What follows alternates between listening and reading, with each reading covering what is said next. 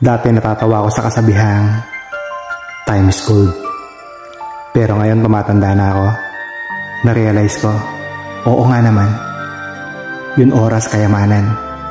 Pero kahit gaano para tayo kayaman, hindi mo na may babalik yung mga oras na wala. Lahat tayo may isang chance lang mabuhay sa mundo. Dapat ma-realize natin kung gaano ka-importante ang bawat segundo. Kasi lahat lilipas, lahat tumatanda at walang permanente.